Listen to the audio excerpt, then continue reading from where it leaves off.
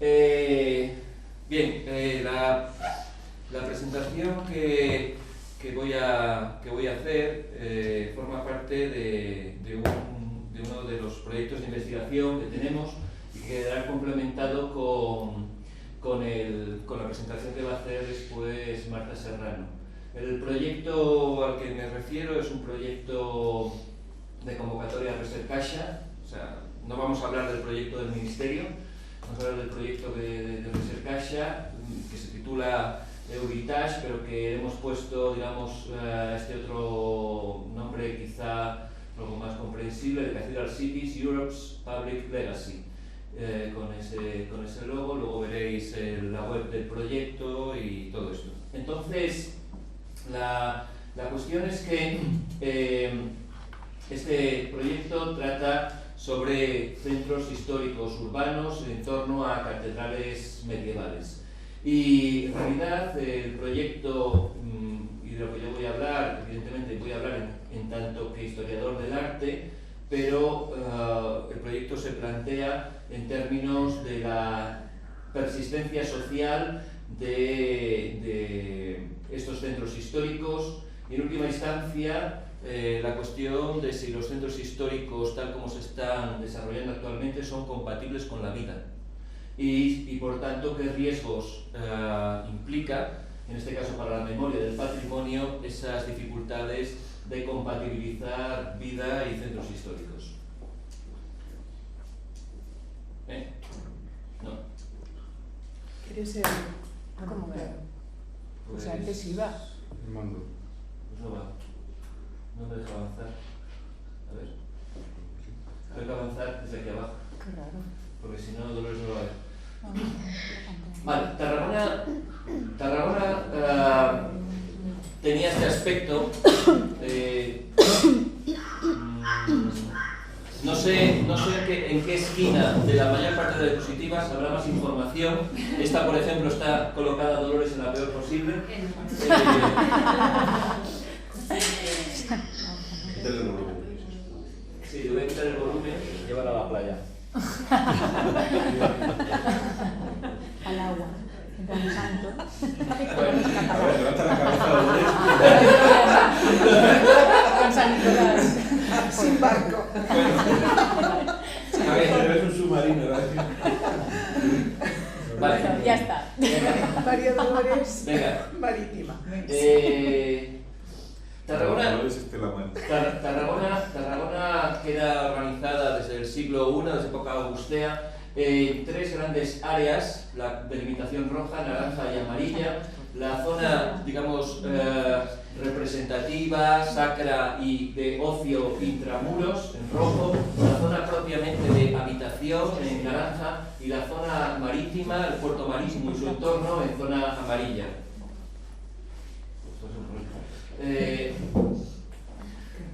Tarragona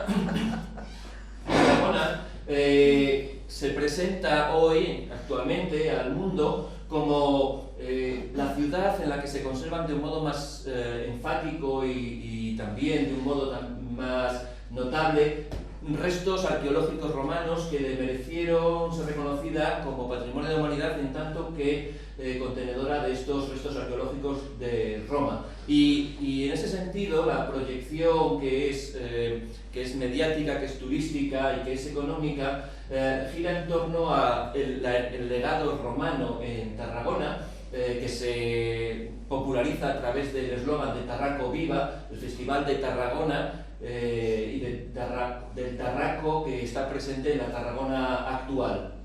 Esta presencia de Tarragona, acreditada por la UNESCO con el reconocimiento, subraya, por así decir, la posición de Tarragona en el mapa general de atractivos turísticos y patrimoniales de España, del Mediterráneo, del mundo, pero construye también, evidentemente, marca de ciudad. La marca de ciudad es Roma, en el caso de Tarragona, es Tarraco, y las marcas de ciudad, al tiempo que refuerzan un valor, eclipsan completamente cualquier otro valor que pueda haber en la ciudad.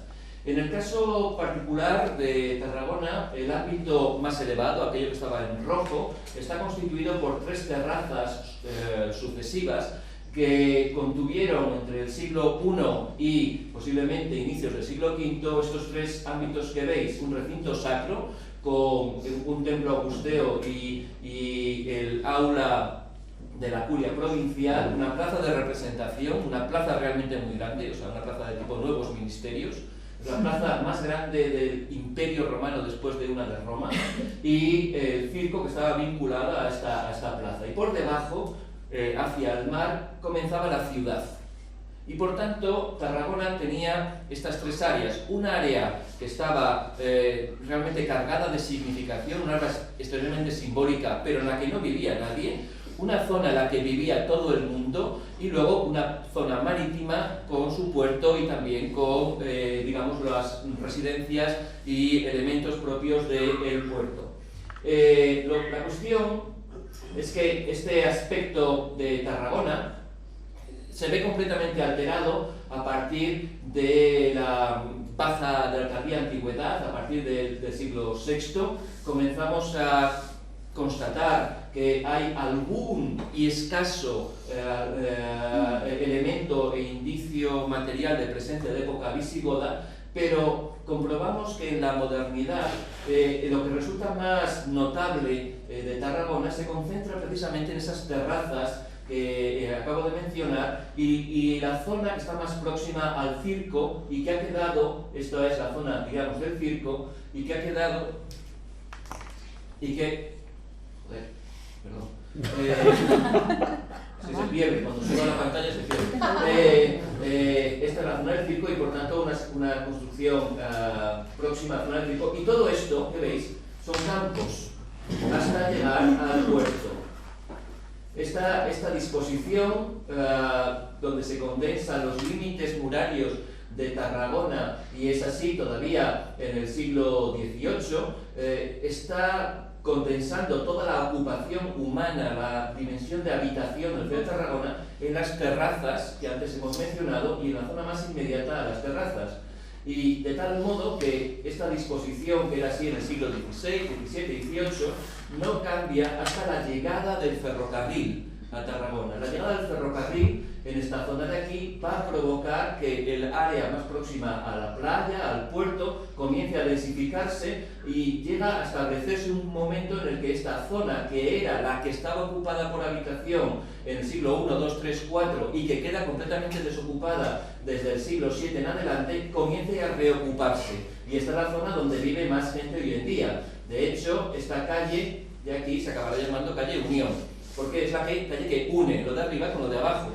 Entonces, ¿qué quiero decir con esto? La cuestión es que en realidad esto que se está presentando como digamos, el elemento emblemático de Tarragona, Tarraco viva, Tarraco como la presencia evidente en Tarragona hoy en día, y que está constituido, vuelvo a decir, por la zona de culto, por la zona de representación y por la zona de circo, es la zona en la que se va a concentrar la vida eclesiástica, la vida política y la vida, digamos, cotidiana durante muchos siglos. Tantos siglos que en número de siglos, de hecho, si contamos desde el siglo XII hasta el siglo XIX, y eso es Tarragona, esto que estamos viendo es Tarragona del siglo XII al XIX, son 7 siglos, y son más siglos que los que ha ocupado Tarragona en la parte que está desde el circo hacia el mar. Entonces, me gustaría recordar que en estas 3 terrazas, en la superior, donde estaba el templo augusteo, cuyo eje exactamente estaba marcado, digamos, por una direccionalidad que podemos comprobar en el otro edificio que está marcado aquí en color fucsia, y que estos 2 edificios, el aula o la curia provincial, el AEDES, y el templo augusteo, tienen exactamente el mismo eje, y a su vez es el eje que está siguiendo milimétricamente la catedral construida a partir de 1171. Y por tanto, la catedral intenta marcar exactamente la posición del centro sagrado entre el siglo I y el siglo IV, Pues bien, en realidad lo que no tenemos la certeza, hay indicios, hay opiniones, es para afirmar que esto que está marcado en fucsia pudo haber sido catedral entre el siglo V y el siglo VII, que pudo haber sido la catedral en época visigoda. No lo tenemos acreditado, aunque son opiniones que se han vertido. Lo que sí sabemos con certeza es que este edificio romano del siglo I, el Aedes, será la catedral desde el año 1129 hasta el año seguramente 1178-1179. Durante unos 50 años ese edificio, el Aedes, es en realidad Santa Tecla la Vieja, que pasará a llamarse así una vez que exista una Santa Tecla la Nueva, que es la catedral. Entonces, en realidad, esto lo pongo de manifiesto para plantear la circunstancia eventual de que en época visigoda la terraza superior hubiese hipotéticamente asumido ya una dimensión episcopal, que hoy por hoy no tenemos acreditada. La cuestión es que en el organigrama urbano de la Tarragona de hoy en día, esta es la presencia muraria de los límites de estos tres elementos que constituían las tres terrazas sucesivas del área más alta de Tarragona. En azul la parte del Témenos, la zona sagrada, en azul, fucsia y verde la plaza de representación, luego diré por qué estos tres colores, y en rojo el circo. Y a partir de ahí estaba toda la ciudad romana. Y me gustaría subrayar la cuestión de que en época romana había la ciudad de Tarragona estaba constituida por una parte en la que no vivía nadie y estaba vacía, y otra parte en la que vivía todo el mundo y estaba llena. Sin embargo, tal como acabamos de ver en los mapas y planos desde el siglo XVI, XVII, XVIII y XIX, en realidad, en esa Tarragona, que es así desde el siglo XII, la parte que está llena era la que estaba vacía en época romana, y la parte que estaba llena en época romana es la que estará vacía hasta la llegada del ferrocarril.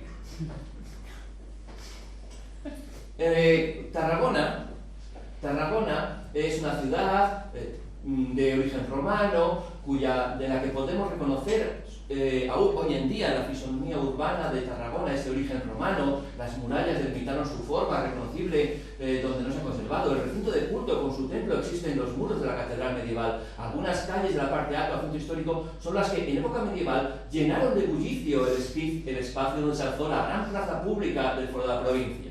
En la publicidad de Tarragona, en la página web de las Ciudades Patrimonio de la Humanidad de España, Tarragona es una ciudad romana que, si acaso, en época medieval lo que se aportó fue ruido, porque se llenó de bullicio, pero la ciudad romana existía y era la ciudad de Tarraco, de Tarracuna y de Tarracona, y sigue siendo así. Por tanto, es lógico que hoy lo que se celebre es Tarraco viva, puesto que no hay otra herencia que esa. Si acaso, gente con ruido, gente que sigue haciendo ruido, es un problema de esta parte, digamos, más antigua, la parte alta, pero en esencia, por debajo del ruido lo que hay es la verdad, y la verdad es Roma.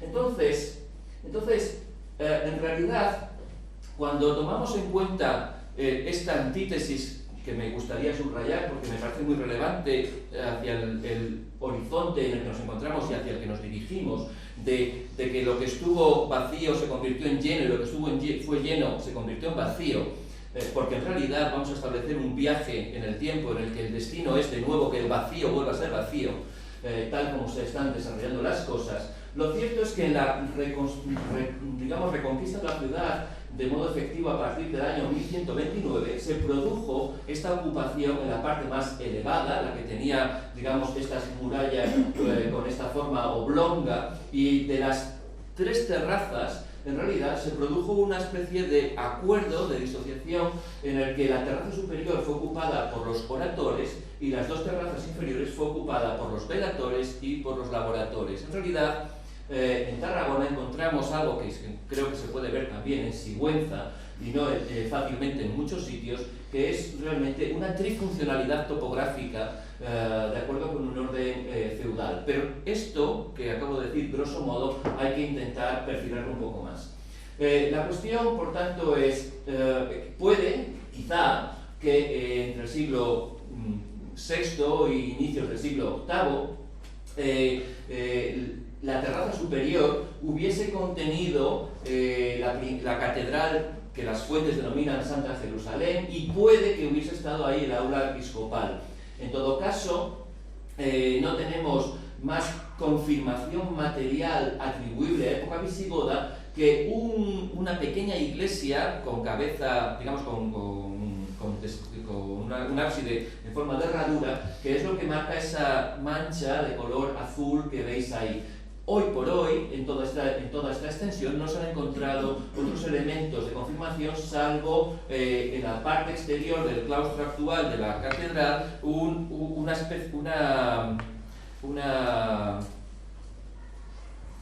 para contener agua, La cisterna, una cisterna de época visigoda. Pero nada más. Entonces, es importante que tengamos en cuenta que en realidad Tarragona tiene unas circunstancias históricas que en lo que a mí se me alcanzan son completamente excepcionales en la península ibérica, y lo someto a vuestra consideración para que me corrijáis. En realidad, Tarragona, de acuerdo con lo que lo que nos acredita la arqueología y lo que nos dicen las fuentes escritas, que ahora leeré, en realidad Tarragona es un lugar vacío, sin ocupación humana, desde finales del siglo VIII, como muy tarde, y es posible que desde mediados del siglo VIII, hasta 1129. Durante 330 y casi 350 años, en esta ciudad no vivió nadie. No conozco otro caso. Un lugar como León, por ejemplo, que fue reconquistado en el año 856, tiene arqueología islámica en todas las esquinas de la ciudad de León. Tudela, por supuesto, en Pamplona no, pero porque la presencia cristiana es prácticamente ininterrumpida.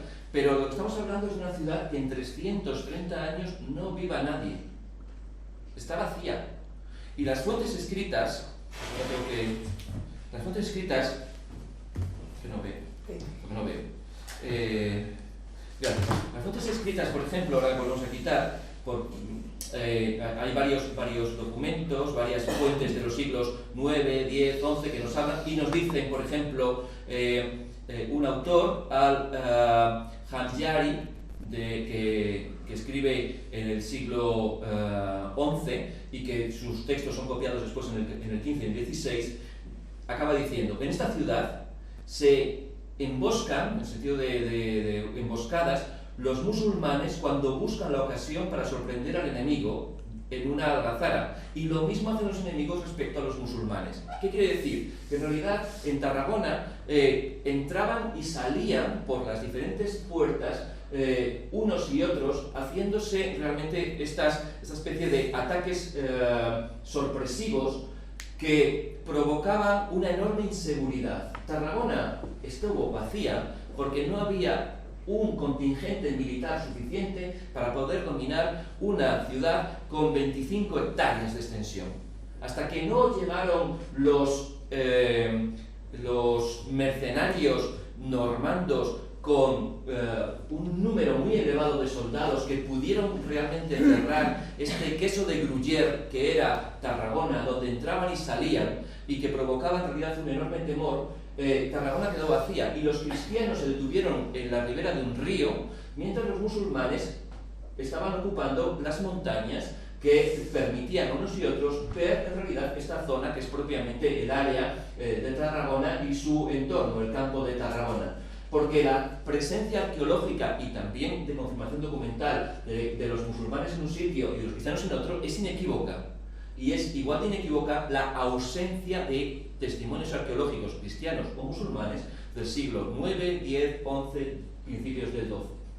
Y esto me parece relevante, una ciudad vacía durante tantísimo tiempo. Entonces, esta conciencia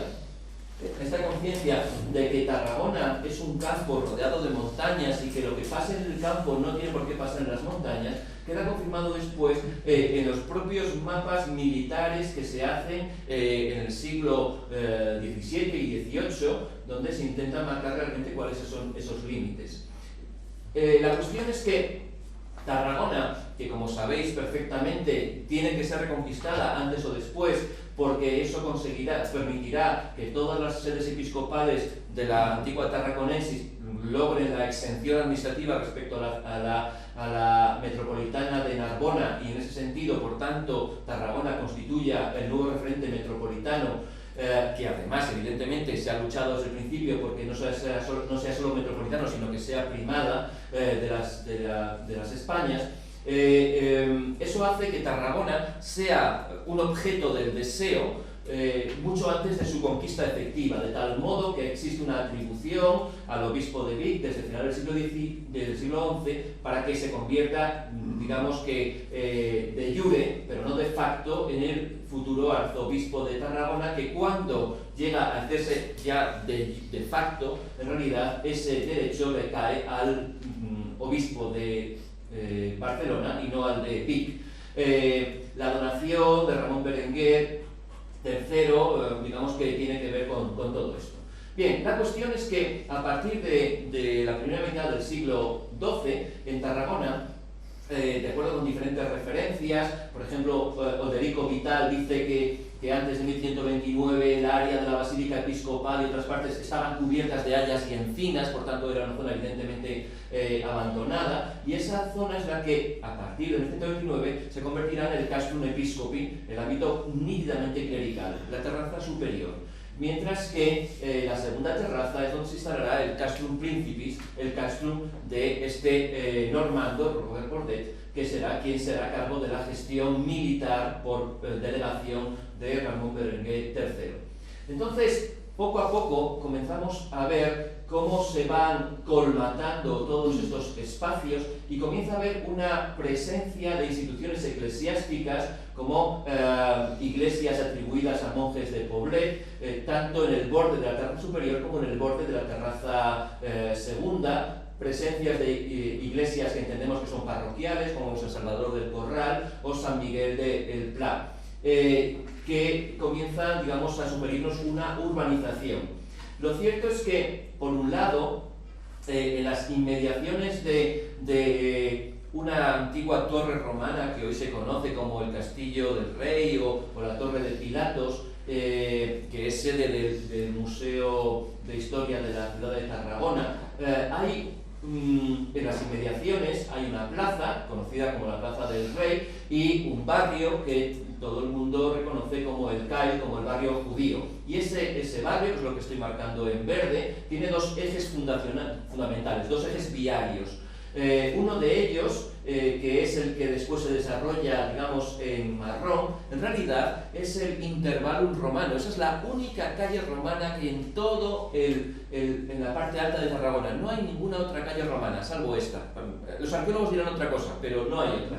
Entonces está esta y luego hay otra que es ligeramente divergente, que conduce hacia los baños, que están en el extremo superior. Esto que está en verde, que en el siglo XII no es un barrio judío, pero que devendrá barrio judío desde mediados del siglo XIII, tiene un urbanismo, digamos, determinado por estos dos ejes, uno heredado y otro hecho nuevo.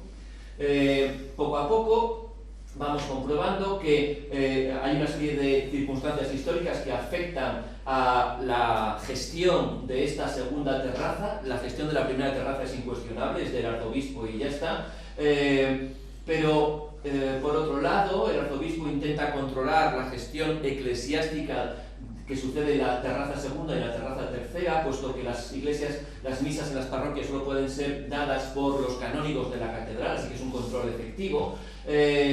Y por otro lado, dado que en Tarragona se produce en el año 1171 un asesinato del arzobispo en la catedral, porque en Tarragona se habían enterado que en Canterbury habían hecho eso y decían, bueno, nosotros también. O sea, entonces un año después de que decapiten a Tomás Becket, arzobispo, pues en Tarragona también decapitan al suyo, para no ser menos, y entonces, claro, eso provoca la expulsión de la familia de los Bordet, de los normandos, y la reapropiación de ese segundo sector por parte del rey Alfonso el Casto. Entonces, en realidad, los Bordet van a volver a partir de finales del siglo XII y si bien inicialmente se les había dicho que ocuparían un tercio de la segunda terraza, mientras el conde de Barcelona ocuparía 2/3, en la práctica van a tener completamente limitado el ámbito de actuación estos bordes, estos normandos.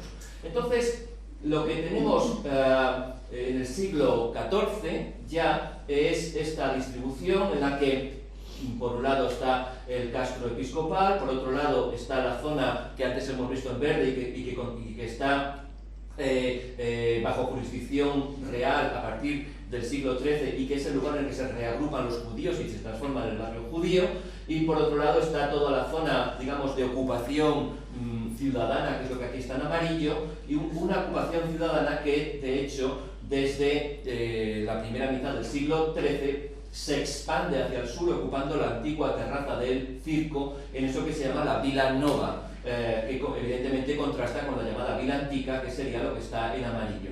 Y por tanto, esto que está en amarillo es lo que a mí me interesa realmente. Y esto que tenemos aquí en amarillo, lo vamos a girar un poquito, lo vamos a aumentar, y esta es, en realidad, la ciudad, el núcleo de la ciudad de Tarragona, desde el año 1129 hasta que llega el ferrocarril.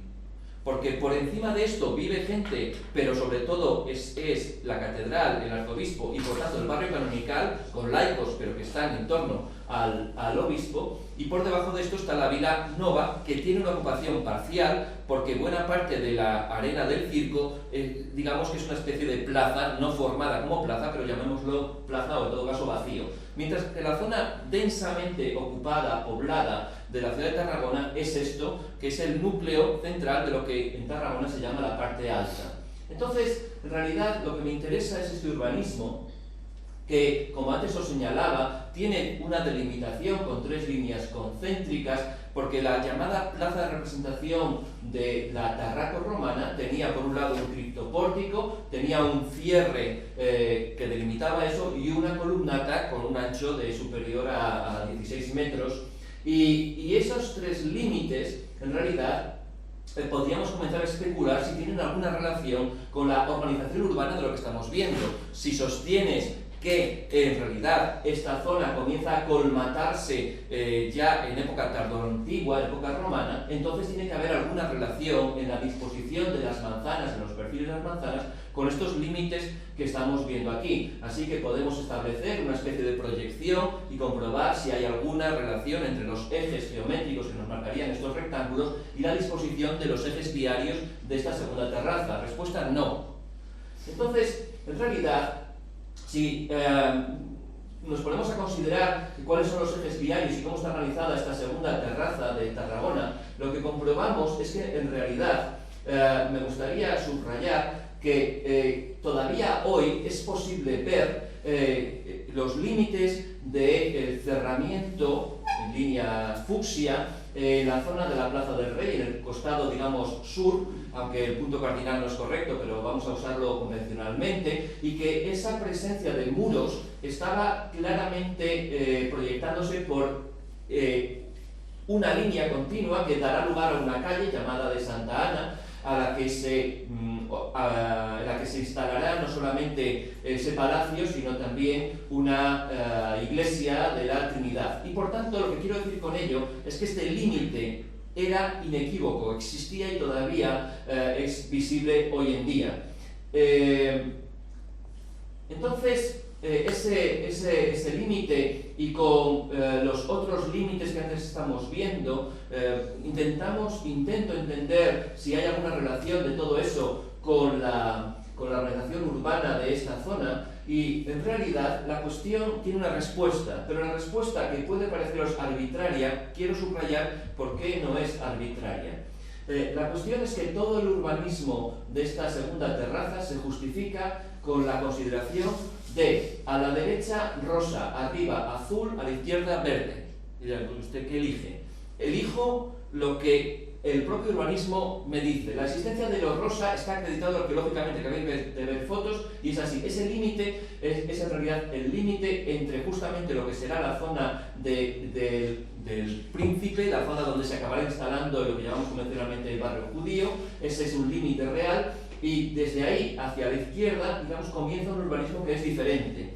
En realidad, esta disposición de líneas lo que me está marcando es la existencia, ahora sí, por fin, del eje llamado, digamos, la calle Mayor, que tiene que ver con esta cuadratura que estamos viendo, pero no pasa solo en la disposición, digamos, vertical, en las abscisas, sino también en las coordenadas, donde a través de esto encontramos la presencia de calles horizontales, desde esta de aquí a esta o esta otra, y por supuesto esta otra de aquí arriba. Entonces, esto que acabo de hacer, evidentemente, parece, bueno, pues un recurso meramente arbitrario, que no tengo otra cosa que hacer, y en realidad lo que comprobamos es que esta disposición, y entonces reitero, en un lado he cogido un color, en otro lado otro color y en otro, esta es la que nos explica exactamente el urbanismo de Tarragona.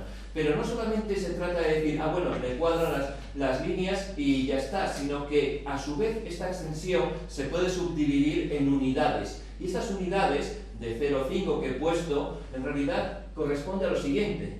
Y es que cada 1 corresponde a 12 canas de Barcelona de 1,55 metros. Por tanto, cada uno son 18,66 metros. La mitad izquierda del eje de la calle Mayor son 7,5 unidades de 12 canas, es decir, 139,95 metros. Y es lo mismo al otro lado.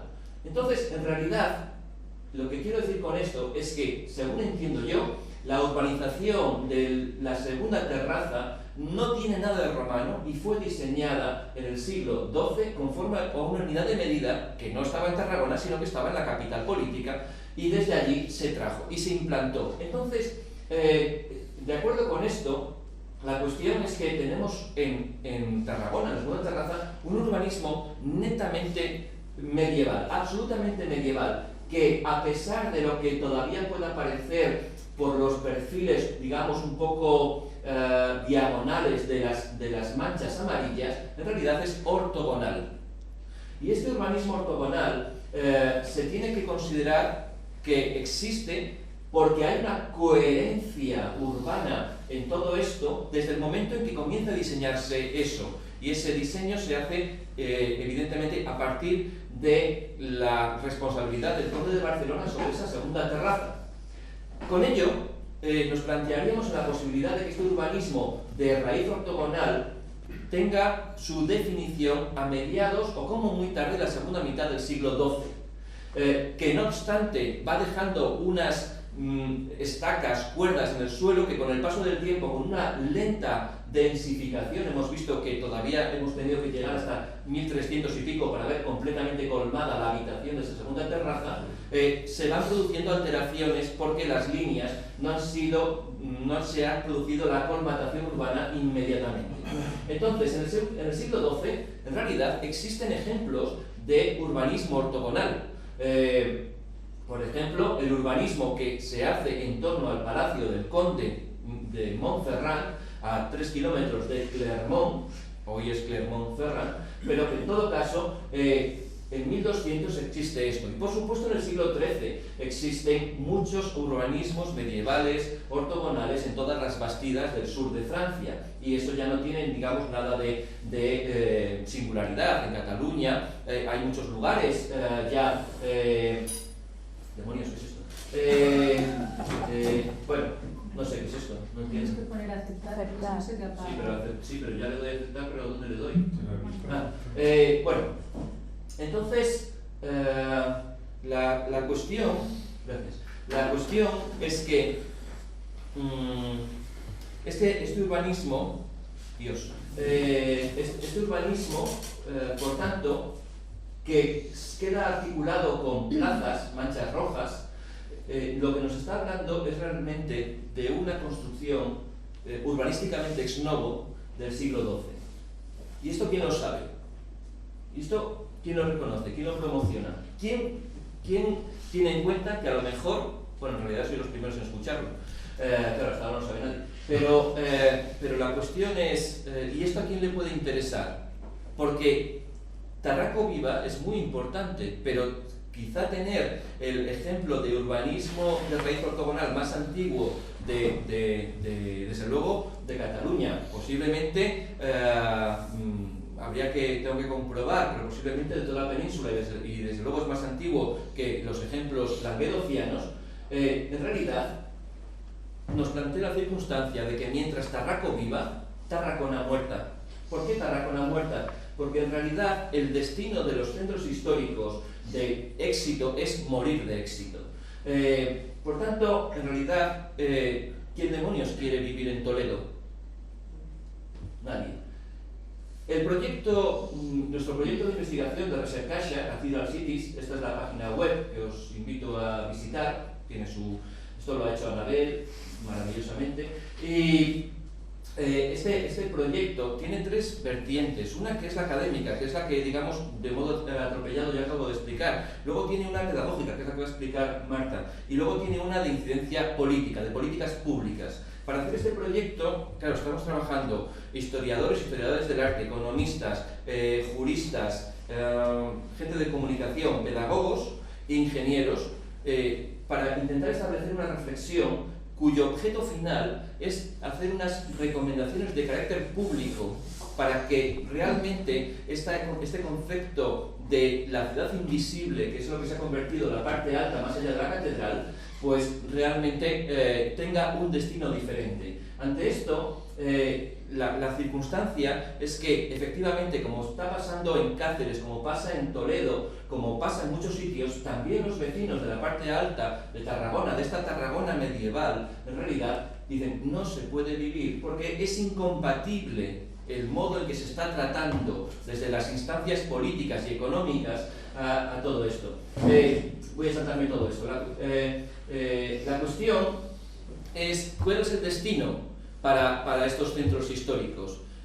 Uno de los problemas que se está tratando, que es la gentrificación, creo que lo he visto explicado en pocos lugares con tanta claridad como en esta noticia del Mundo Today, que evidentemente parece todo de coña, pero lo he visto con una nitidez, ¿no? Llamamos gentrificación a la elitización, es decir, ¿cuál es la alternativa a la desertización? La alternativa a la desertización es la gentrificación. ¿Cómo se produce la gentrificación? Produciendo una elitización de todo esto. Pero la elitización de los centros históricos, que es lo que ha pasado en Malasaña, lo que puede pasar en Lavapiés, pero están luchando contra ello, porque gentrificación no es un nombre de señora, quizás hace falta aclarar eso.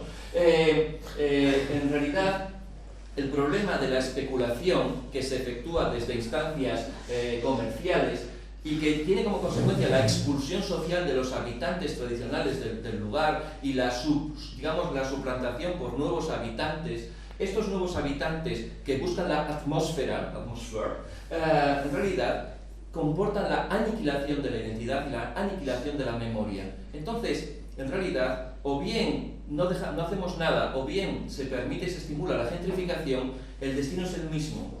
La aniquilación. Y por tanto, si el destino es la aniquilación, llegaríamos a una especie de bucle histórico en el que Tarraco en 2000 años ha pasado en su parte alta de estar vacía, llena vacía, porque el destino es ese. ¿De qué estoy hablando? En realidad, perdonad, estoy hablando abajo de que hoy en día en la parte alta de Tarragona viven 3.000 personas, de las cuales solo 1.700 son electores. Lo que les pasa a estos 1.700 electores les importa un bledo a los 70.000 electores que están en el otro lado. Porque las partes históricas lo que tienen que ser son contenedores de ocio, diurno o nocturno.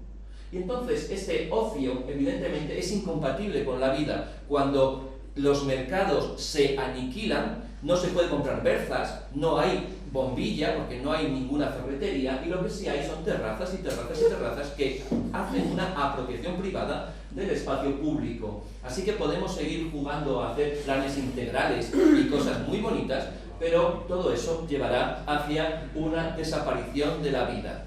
Entonces, frente a eso, evidentemente, la cuestión es que esta aniquilación, os juro que acabo en un minuto, los riesgos de la memoria y de identidad, el problema es cómo se concibe esto que es otro moto en nuestras ciudades, el Smart Heritage. Smart Heritage, como una versión de las ciudades Smart, que fundamentalmente tienen que ver con dispositivos móviles y semáforos para saber dónde aparcas el coche y todo eso. En realidad, SMART es facilitar la vida, no es más, no tiene más ni tiene menos. Pero facilitar la vida es facilitar la vida de los que también viven compatibles con la regeneración y no solo gentrificación de los centros históricos. Entonces, nosotros tenemos un papel, porque SMART lleva la ART dentro. Tenemos un papel, y el papel es establecer estos foros de diálogo con gente que tiene otras perspectivas complementarias y podemos finalmente proyectar nuestros comentarios, nuestras valoraciones críticas hacia las instancias, hacia los policymakers, hacia los decisores políticos, intentando explicar realmente dónde radican estos valores. Por ejemplo, tiene usted la ciudad ortogonal medieval más antigua del sur de Europa. Entonces, frente a esto, digamos que intentamos también establecer mapas de actividades destinadas a diferentes tipos de usuarios, tanto infantiles, juveniles como mayores, donde en última instancia, de acuerdo con una especie de organigrama, intentamos pensar cómo podemos trabajar con estos destinatarios para que lleguen a esta especie de gradación de proporcionar, informar, implicar, procrear y empoderar a la ciudadanía, con el propósito de que desde las pequeñas generaciones, y como voy a explicar después Marta, a los más altos, se acaben considerando que ellos también son herederos y copropietarios.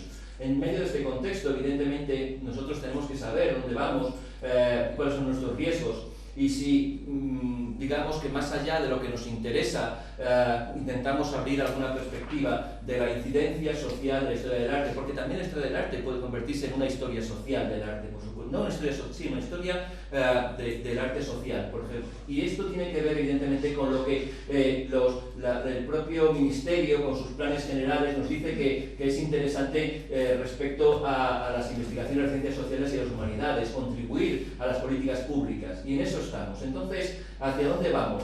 A intentar salir del atolladero, a intentar buscar propuestas de gestión y proyección social a partir del estudio de la historia del arte en acción, por así decir. Ciertamente podemos pensar el destino de las ciudades históricas es su desaparición, su muerte, así que game over, se acabó, ya no hay nada más, pero el proyecto intenta avanzar un poco, así que let the game begin, que comience el juego. Tu turno. Continúa.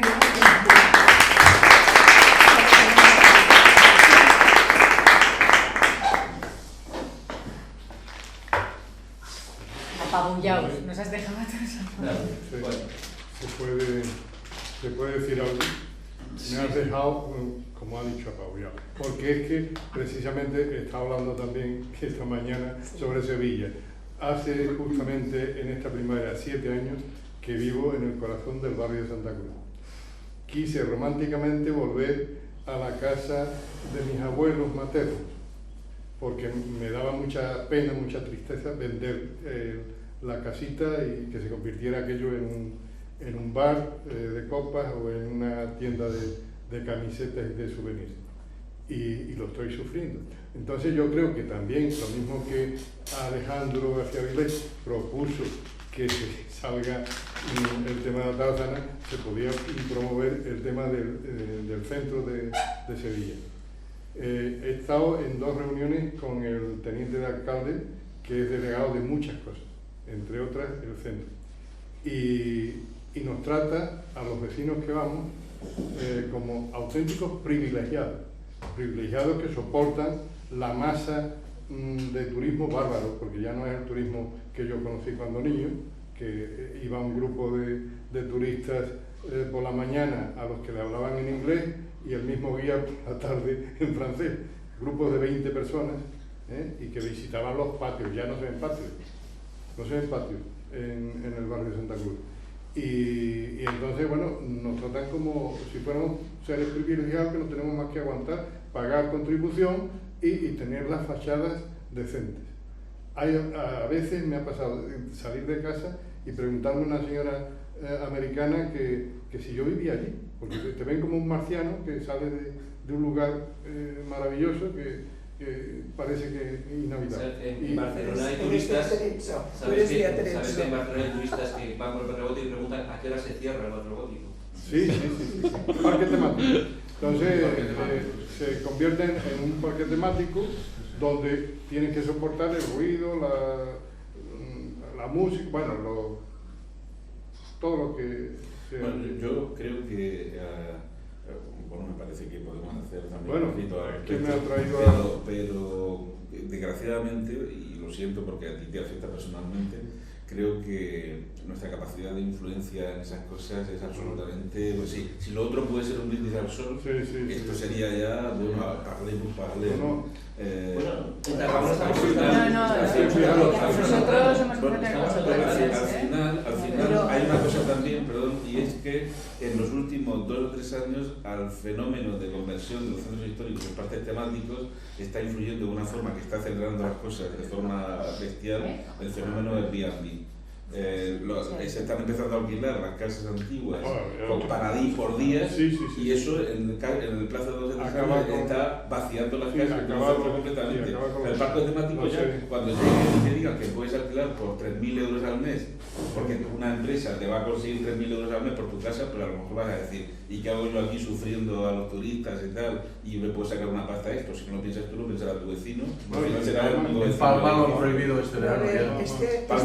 En Palma lo han prohibido, pero es muy gracioso. Pero es muy gracioso porque no tiene competencia. Que oía a me parecía oír el programa político de la CUP. Pero es que es muy gracioso porque lo ha prohibido, pero no tiene competencias para prohibirlo. El ayuntamiento no puede hacer eso, es una competencia de la comunidad autónoma. Entonces lo han prohibido y ya, bueno, pues cuando pongan una multa de 40.000 euros se enfrentarán a que le pongan un recurso y lo pierdan porque no tienen competencia para hacerlo. Es decir, pues tienen competencia para colaborar con la comunidad en ello, pero lo han sacado así como gran titular periodístico y no pueden hacerlo.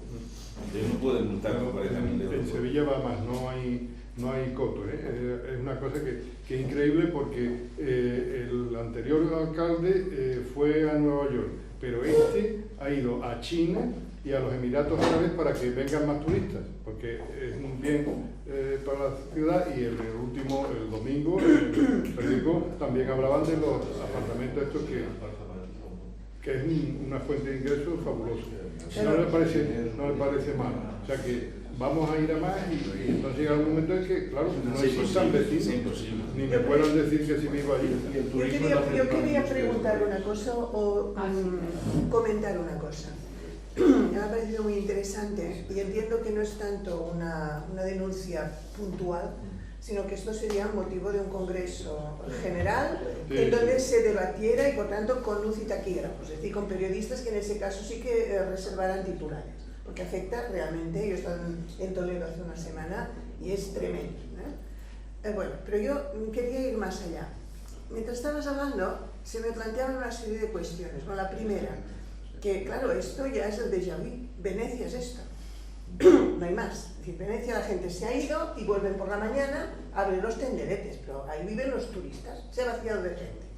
Pero claro, en Tarragona, yo no sé en qué medida hay un colectivo que, siendo un colectivo del que, digamos, podemos hablar negativamente, resulta que hace de elemento contenedor, hace de elemento de contención, que son los musulmanes. En Tarragona, en el barrio antiguo, hay gente de... ¿Musulmana?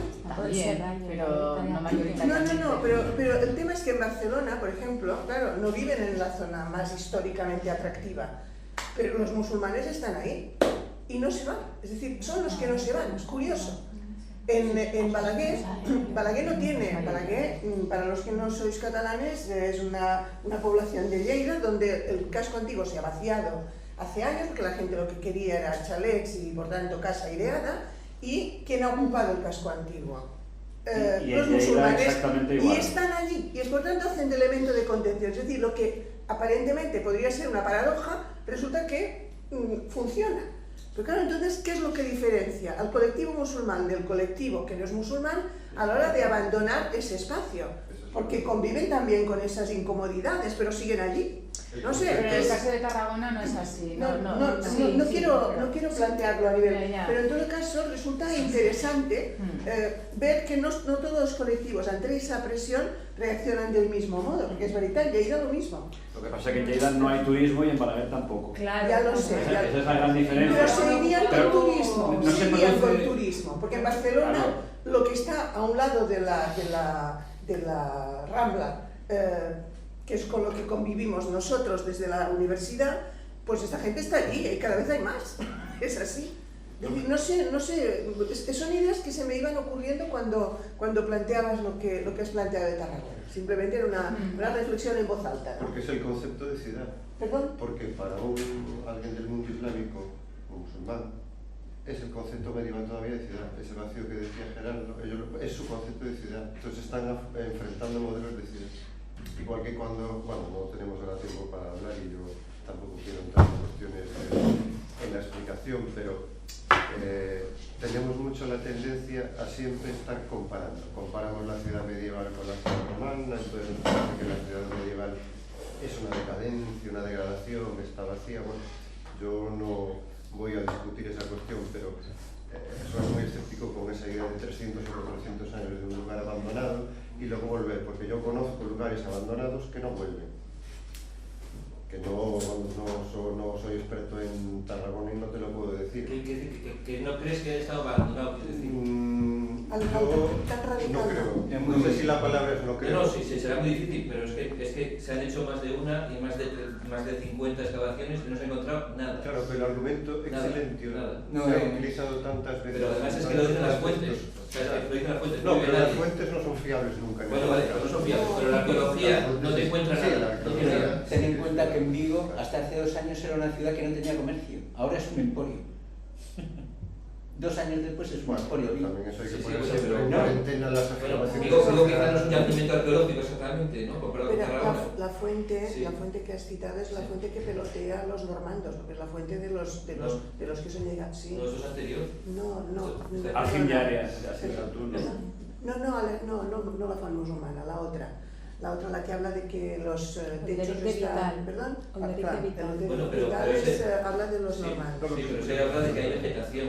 Pero usted habla de que digamos, los escarceos, cómo se está viviendo esa ciudad. Esa ciudad es una ciudad en la que se entra y se sale, pero no se puede vivir. No se puede vivir porque es demasiado grande. Y no hay... Y es que claro, en toda... ¿Qué te voy a contar? En toda la montaña o el monte desde Escornalbó hasta Prades es que hay arqueología islámica, pero vamos, o sea, pones una berza y te sale, ¿sabes? Pero en el llano, y los cristianos se paran en el llano. En el llano lo que se ha estropeado son las villas, y cuando se han encontrado, se ha echado tierra sobre el suelo, que se encontró seguramente la casa rondona del Curón en Vallmoll, que era la zona de circunvalación de la Nacional, y duró un día aquel yacimiento. Y claro, lo que sí se constata en lo que es la repoblación del Campo de Tarragona es que en el momento de la repoblación, que puede ser más temprana o posterior a la expulsión de los musulmanes de Tortosa, Lleida y Siurana de Ramón Berenguer IV, que hay una ocupación de los emplazamientos romanos antiguos, de las antiguas villas, y que no estaban en tan mal estado, porque el caso de Sansellas, por ejemplo, es uno de los lugares en los que hay continuidad, y la ocupación del Ripoll antiguo se puede afirmar o justificar que existió. Entonces, a ver, es cierto lo que dices, pero quizá el punto sería la rotundidad, que no es tan radical. Soy rotundo porque los arqueólogos, y en Tarragona hay un centro de estudios de arqueología clásica, no han encontrado nada. O sea, soy rotundo así porque lo digo, con una sola frase, lo que se puede explicar en artículos de 40 páginas. Y es... Se ha hablado del Corral. Hay algunas de las iglesias que aparecen en la primera etapa repobladora que no son iglesias en el sentido de edificios ex novo, sino que probablemente se están ocupando las bóvedas antiguas del circo. Hay casos concretos en la repoblación de Tarragona en donde se habla de una bóveda preexistente, es decir, que no hay que construir, sino lo que se hace es ocupar. Es una cuestión de escombrera, es una cuestión de basurero, porque lo que busca la arqueología es basura. Y... Bueno, hombre, yo creo que pocas cosas son tan... Es un nombre muy extremista. Bueno, la basura confirma la existencia de vida. Lo digo de otra manera. La basura confirma la existencia de vida. No hay cerámica, no hay... Es más correcto decirlo así, ¿no? Y lo cierto es que no hay... Se ha encontrado algo pero no es nada representativo. Nada. Es que es el problema, el argumento no es silencio, o sea, me extraña, o sea, que a lo mejor es así y es la única ciudad que lleva en el mundo. Pero el es nombre. razonable. Sí, de momento.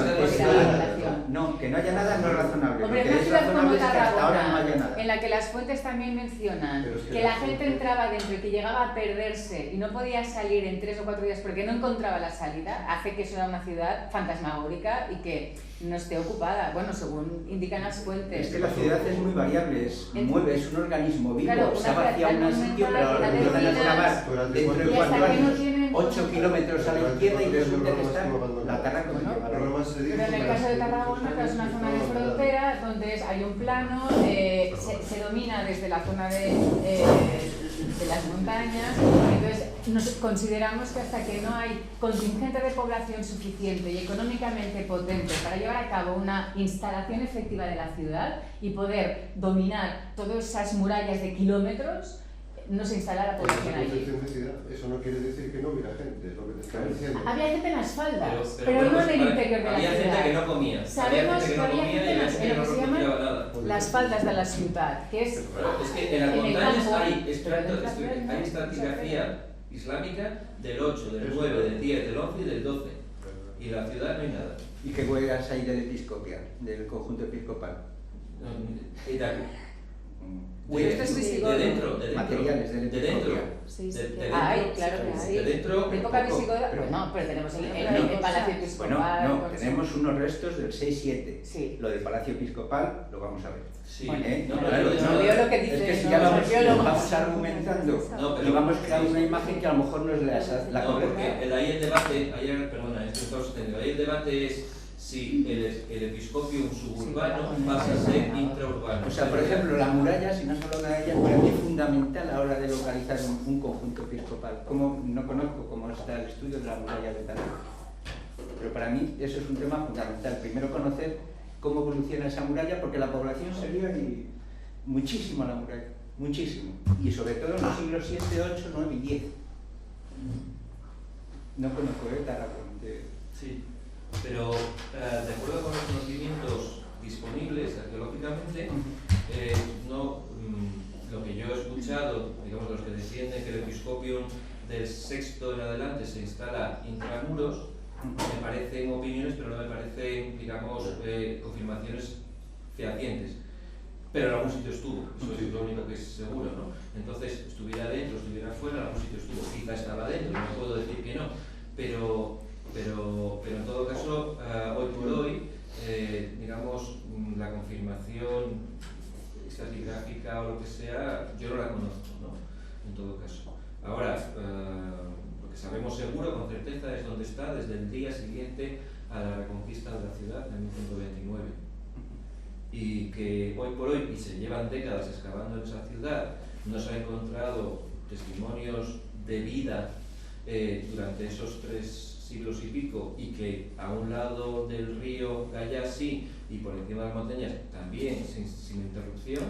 Esto es inequívoco desde el punto de vista del conocimiento a 2017 de la arqueología. Es lo que quiero decir. Pero bueno, quizás estamos focalizando demasiado un tema que estamos comiendo todo el tiempo para Marta y eso. Entonces, salvo que a alguien más le interese, aparte de nosotros 3, lo podemos dejar para después porque estamos quizá monopolizando. Pero lo que está claro de lo que dicen ellos es que el no sabemos que hubiese no significa necesariamente sabemos que no había, ¿no?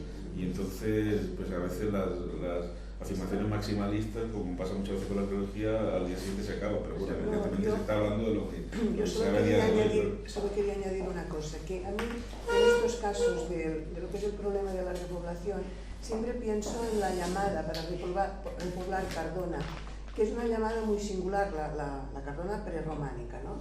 Que es una llamada a los delincuentes, a toda la gente, vamos, a los marginados de la sociedad, que arriesgan su vida porque están en un lugar de peligro, un lugar de frontera, ¿no? Claro, este tipo de personal es el que podría haber ido a habitar el Camp de Tarragona, la gente que no tiene, digamos, futuro, y que ese territorio al menos les ofrece la libertad. Claro, esta gente no deja rastro en la documentación, pero sabemos por documentos que esta gente existía y que se les daba esta salida, ¿no? Yo he pensado siempre, yo soy de esta zona, de esta tierra de nadie, yo siempre he pensado que esta época imprecisa, que es la época, eso, de la gente fuera de la ley, y que ese sería el lugar en donde podrían vivir esta gente, nada más. Bueno, seguramente es así, pero aunque no dejen resto de documentación, sí que dejan resto cerámicos. Es que, digamos, es que no lo hay. Entonces, Marta,